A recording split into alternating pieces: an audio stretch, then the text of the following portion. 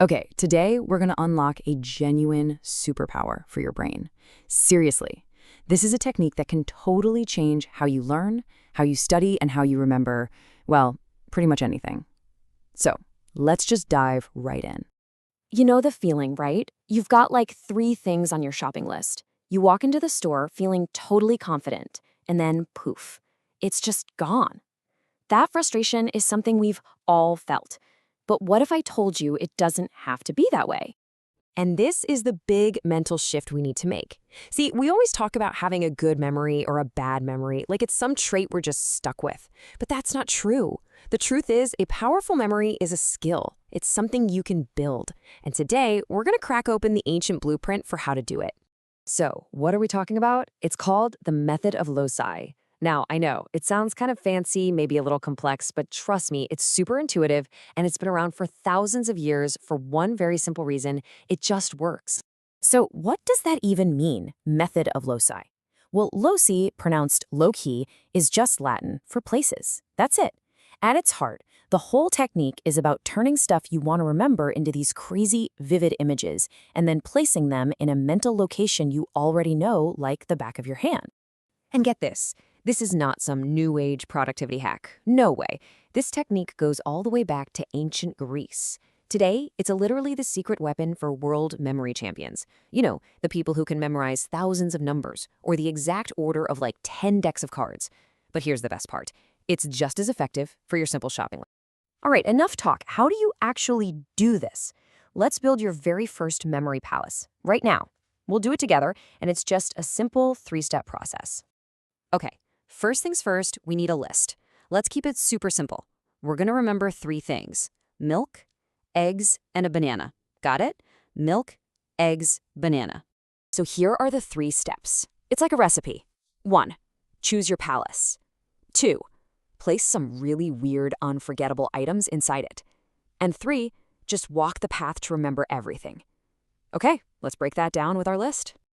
Okay, step 1. We need a location. Let's use a place you know so well you could walk through it blindfolded. Your own home. That's your palace. Now, inside that palace, we need a path. For this exercise, let's make the path simple. Start at your front door and end in your bedroom.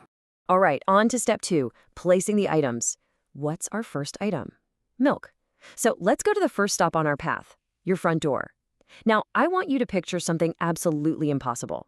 Imagine you're opening your front door and a giant, roaring waterfall of milk just comes flooding out. I mean, really see it. Hear the splash, maybe even smell that milky smell. Okay, next stop on our mental walk is the kitchen. And our second item is eggs. Now, don't just picture a boring old carton of eggs. No, that's not going to work. Instead, imagine someone, maybe a clown, maybe a famous chef, frantically juggling dozens of eggs. Picture them flying everywhere, smashing on the floor, making a huge mess. That action is what makes it stick. And finally, we've made it to the bedroom. The last item is a banana, so let's get weird with it. Picture this. A full-sized gorilla, wearing a party hat, is dancing on your bed and singing into a giant banana like it's a microphone. I know, it's completely absurd, and that is exactly the point. See, this is the secret sauce right here. Our brains are terrible at remembering boring, abstract lists, but they are amazing at remembering images, stories, and weird stuff. So the rule is simple. The bigger, the funnier, the weirder you make the image, the better it's going to stick. Okay, here comes the magic trick. Step 3. I want you to close your eyes, if you can, and just take that walk in your mind. You're at your front door. What's there? That waterfall of milk, right? Now you walk into the kitchen. Who do you see? The person juggling eggs. And then you get to your bedroom, and what's going on? The gorilla with the banana. Boom. Milk, eggs, banana, perfect order. Now, this might just feel like a cool party trick, right? But there's actually some serious brain science behind why it's so ridiculously effective. So let's dig into why your brain just loves a memory palace. I mean, think about the difference. When you try rote memorization, you're just repeating words over and over. It's abstract, it's boring, and the connections are super weak. But with the method of loci, you're using visual and spatial memory. You're telling your brain a story, and it's just so much easier for your brain to grab onto a weird story than a dull fact. What you're really doing here is you're hacking your own evolution. Think about it. For our ancestors, survival was all about remembering places. Where's the good berry patch? Where's the fresh water? Which way is home? Our brains literally evolved to be fantastic at spatial memory, at creating mental maps. This technique just piggybacks on that ancient, super powerful system that's already built right in. And if we want to get a little more specific, you're lighting up a part of your brain called the hippocampus. Now, the hippocampus is your brain's little GPS system. It's crucial for navigating spaces and for locking in long-term memories. So when you tie information to a place, you're basically feeding your hippocampus its favorite food. And that makes those memories super strong and sticky.